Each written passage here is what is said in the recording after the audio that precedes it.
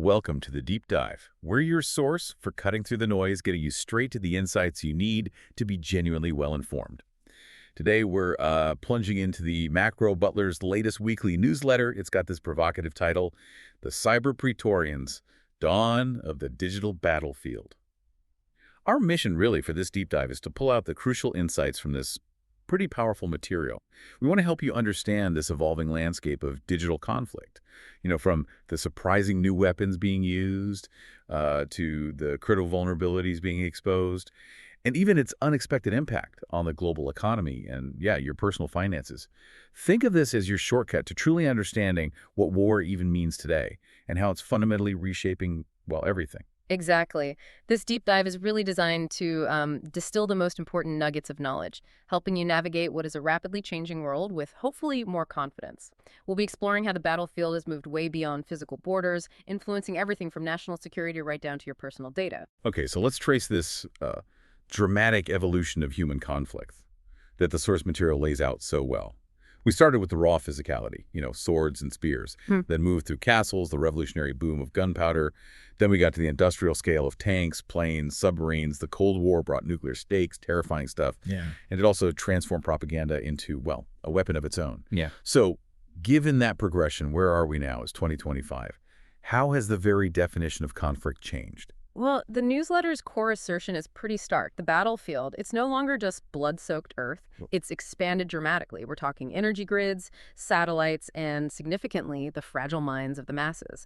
This shift means wars aren't primarily won with, traditional bombs anymore. It's algorithms, it's login credentials. The source argues cyber warfare lets nations project power at bargain prices, and often they can cloak their sabotage in plausible deniability. It's a fundamental redefinition of aggression, really. That idea, plausible deniability, that's chilling, isn't it? And the newsletter really hammers home this concept of a multipolar order where every empire must hack, spy, and disrupt to survive. It uses these vivid analogies. Algorithms are the new artillery, networks the new trenches, and cybersecurity is the new iron shield. There's that punchy line. Who needs tanks when you can crash a currency with a line of code? So as those of us navigating this digital world every day, what does this new reality mean for us, for the systems you rely on? If we connect this to the bigger picture, it means cybersecurity has, it's truly transcended being just an IT chore.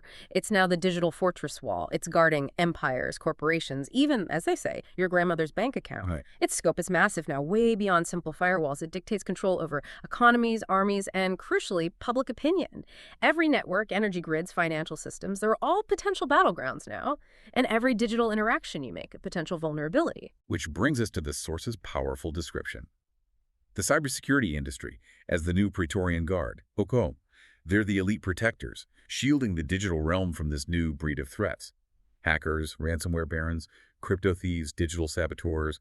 Their arsenal, as described, includes firewalls, VPNs, intrusion detection systems, likened to modern tanks and missiles. But what really struck me was this idea that military discipline and policies and training is now being drilled into employees, even suggesting a single careless click can be treason.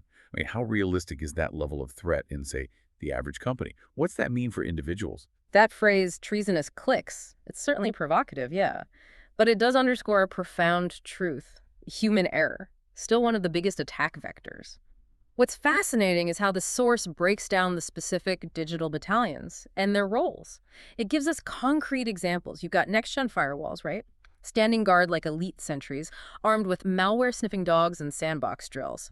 Then there are ID-HEPS units, that's intrusion detection and prevention systems. They're patrolling the perimeter, sniffing out intruders, as the source puts it, with signature scrolls and anomaly radars. And network segmentation described as the digital version of castle walls. The idea is if one gate gets breached, the whole kingdom isn't sacked. Right, so multiple layers. Of these layers, then, which one is maybe the weakest link often? Or the most underestimated in preventing a breach today? Often it's probably the endpoint or identity management, because that's where the human interaction is highest, right? And speaking of which, endpoint defense. This used to be just, clunky old antivirus nights. It's evolved dramatically. Now we have EDR shock troops, that's endpoint detection and response. They're armed with behavioral analytics, sandbox trials, the cunning to unmask zero-day assassins. The source notes that with everyone using their own devices, the attack surface has grown huge, like an open plain ripe for ambush. Plus, you've got these elusive enemies like fileless malware that demand sharper detection, faster reflexes. And watching over all this is identity and access management. IAM, the gatekeeper general. Single sign-on SSO, that's presented as the skeleton key for convenience.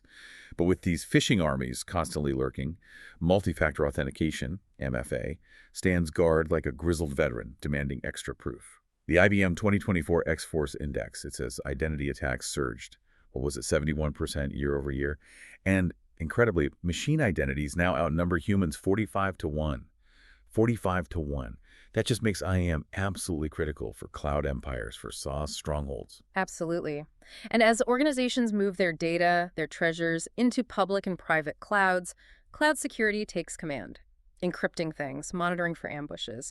Infrastructure as a service, IaaS, is seen as the supply line, for virtual machines and networks. Well, platform as a service, Paris, becomes the weapons forge for building applications. That's a huge shift in infrastructure, moving to the cloud like that. Beyond the sort of individual defenses, how does this massive migration impact security? What new fortifications are needed for these virtual empires? Well, it creates entirely new attack surfaces, right? And it demands specialized tools. For instance, application security. This ensures every piece of software is battle-ready. That's through secure coding practices, the disciplined drill sergeants, as the source calls them. Static application security testing, SAST tools, they act like scouts, uncovering weak spots. And with supply chain attacks growing, they're even training AI-powered sentinels to spot treachery. Meanwhile, data loss prevention, DLP, acts as the quartermaster, policing sensitive info. This has even evolved to DSPM, Data Security Posture Management. That focuses on knowing exactly where your sensitive data is, how it's protected. You see this with recent acquisitions by Tenable, Palo Alto Networks, CrowdStrike. Okay, so it's not just stopping attacks, but really knowing what you're protecting and where it lives. But, defenses sometimes fail. They inevitably do. What happens then? Oh, that's where the Incident Response Division charges in. These are the battle-hardened specialists, armed with threat-hunting spears and penetration-testing battering rams. Their mission: contain the chaos, patch the breach, and, crucially, learn from every scar. The source also mentions managed security services acting like mercenary watchmen and having an incident response plan as the war manual. It really paints this vivid picture, doesn't it? The sheer complexity, the scale of modern digital defense. For those of us navigating this space, it kind of makes you wonder, beyond all these impressive tools, what's the single most overlooked human factor in defending a network today? That's a great question. I'd probably argue it's often just the constant vigilance, the training of every single person, Yeah. from the CEO down to the newest intern. And that complexity, even for one organization, it becomes a huge national security issue when we talk critical infrastructure. How does the scale of defending those systems differ from, say, a Fortune 500 company? Oh, it's orders of magnitude greater. The stakes are, well, they're existential for society. The source describes critical infrastructure as the backbone of society. We're talking energy grids, transportation, water supplies, hospitals, communications, all interlinked. But energy, it states, reigns supreme. Without it, nothing else marches. It's a sobering thought, definitely. And the source gives these compelling real-world examples of just how vulnerable these systems are. We see the Russia-Ukraine war, the Nord Stream explosion, those S-Link 2 cable troubles, California wildfires and rolling blackouts, Texas's frozen grids, Israel's load shedding, even New York's infamous 2003 blackout caused by what? Overgrown trees and an alarm failure. It makes you realize sometimes the most sophisticated systems can be taken down by surprisingly mundane things, or, as we're seeing now, by a line of code. It's no wonder the Swiss government, known for neutrality and precision, they're mandating reporting of cyber attacks on critical infrastructure from April 2025, a clear global signal. And the European energy battlefield, particularly, it's heating up. The source notes 40 strikes on energy firms between 2020 and 2022. Even more alarming, Jan 2023 to 2024, critical infrastructure worldwide faced over 420 million attacks. That's a 30% yearly increase, with energy grids squarely in the crosshairs. We saw that virtual decoupling of Europe's electricity market, June 2024, an algorithm failed, prices skyrocketed. And in August 2024, the Netherlands' massive solar grid was found vulnerable to cyber manipulation, could cause regional blackouts. Those numbers are just staggering. Why are these vital systems so uniquely vulnerable today? The source gives us three core reasons: Digitization, decentralization, and complexity. Digitization turns every electron into a potential weapon, easily exploited even by a teenager or a state actor, and now AI is like smart artillery. Exactly. Then decentralization multiplies these targets. A sprawling wind and solar grid, for example, requires huge IT coordination. That creates more endpoints, more vulnerabilities. It's like defending 1,000 castles simultaneously. Mhm. And finally, complexity just compounds the problem. Smart grids, demand management, energy storage layers, they all expand the battlefield. Replacing one traditional power plant with green energy needs at least 5 interdependent systems. Each one's a new target. This is the Achilles heel the source points to. And this Achilles heel, it isn't even the turbines or panels themselves, is it? It's the IT army needed for the power conditioning equipment. Things like inverters and controllers.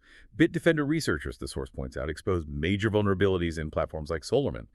That oversees an astonishing 195 gigawatts globally. Exploiting those systems could allow unauthorized control, potential blackouts on a massive scale. Which really raises an important question. Are we, maybe inadvertently, trading resilience for innovation in our green energy transition? The source provocatively suggests that a leaner, more centralized energy system would significantly reduce these vulnerabilities. It would free up resources for, more robust defense. It's a trade-off worth considering as we push for more distributed energy. Okay, let's shift gears a bit. Let's talk financial implications of this digital war. The source states the global cybersecurity army is mustering. It's set to seize $10.3 trillion this year, growing at over 12% annually. This growth, it explains, is fueled by these widespread fears of data breaches, ransomware. Yeah, and government investment is a significant driver here, too.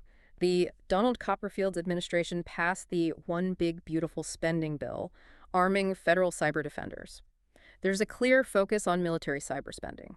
Companies like Celebrate DI, ticker CLBT, and Tenable Holdings, 10NB, are specifically mentioned as beneficiaries. For example, Celebrate Government Cloud achieved Ready status under DOJ sponsorship for FedRAMP. That's the Federal Risk and Authorization Management Program. It validates cloud services for government use. RPD's Insight Gov Cloud is now also authorized. That's a compelling macro picture. But for investors, the source makes this really fascinating comparison. Cybersecurity firms versus the hype-fueled Maleficent 7.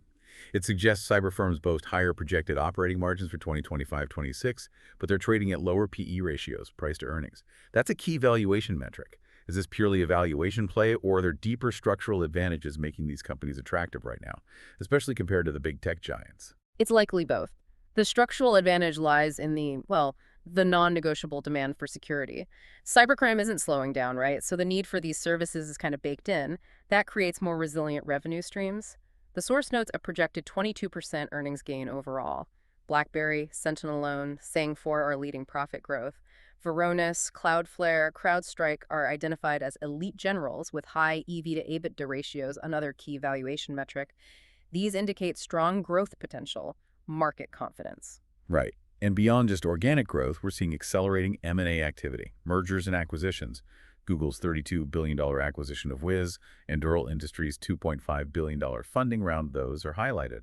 Notably, 5 of the top 15 cybersecurity deals in 2025 were outright takeovers. That signals consolidation, right? Opportunities for smaller public caps and private cyber companies. Exactly. This consolidation is a sign of maturity in the sector. Larger players absorb innovative startups to round out their capabilities and grab market share. And for U.S. investors looking at this battlefield, the source points to 3 thematic ETFs, exchange-traded funds. The first, Trust Nasdaq Cybersecurity ETF, CIBR, Amplify Cybersecurity EPF, HAC, and the iShares Cybersecurity ETF, IHA. It specifically notes that CIBR has clearly outpaced both IGEX and IAC. Why? Because of its large cap focus. It suggests that even within this specialized sector, size really does matter. This paints a very different picture than the typical headlines, doesn't it? Showing us where the real growth and profit battles are actually being fought. And this leads us directly to the broader macro picture, to the Macro Butler's wider economic outlook. The source warns the global economy is heading into an inevitable inflationary bust. Oof. In this environment, investors will need to fundamentally shift their focus to return of capital rather than the return on capital. It's a stark reevaluation of risk, basically. So the Goldilocks era is dead, and we're entering the age of gold in lots. I like that phrasing. The source lays out a pretty clear investment playbook. First, tangible assets. Physical gold and silver are presented as the ultimate anti-fragile shields. free from counterparties, free from surveillance. The declaration from the Macro Butler is strong. In gold we trust because gold is for war. Right. And beyond just precious metals, broader commodities are recommended. As a guard against a fracturing global supply chain, cash needs to be wielded with precision, favoring short-dated USD investment-grade bonds and T-bills, duration not longer than 12 months. And in equities, the advice is hunt for these lean, low-debt, high cash flow champions. Companies ready to thrive amidst reshoring, trade wars, surging defense budgets. What's crucial here, though, is the source's really strong warning about long-dated U.S. treasuries and bonds. They are called uninvestable returnless assets. They've lost their place in diversified portfolios, according to this view. It states unequivocally that the risky part of the portfolio has moved to fixed income. That's a complete inversion of traditional wisdom. Wow, so the expectation then is for much higher volatility and also dull inflation-adjusted returns in the foreseeable future. The S&P 500 to gold ratio, the source notes, indicates an inflationary bust might materialize much sooner than Wall Street pundits are eager to tell their clients. All right, it's a stark reminder, isn't it? Even with all this amazing digital innovation, the fundamental principles of wealth preservation can be incredibly old school. It really makes you reconsider the foundations of traditional portfolio diversification. What does this provoke in your thinking? Our deep dive today into the cyber Praetorians. Dawn of the digital battlefield has taken us on quite the journey. We've explored the dramatic evolution of warfare, seen how the battlefield has shifted to digital networks, even our minds. We've uncovered the sophisticated defense mechanisms being deployed now.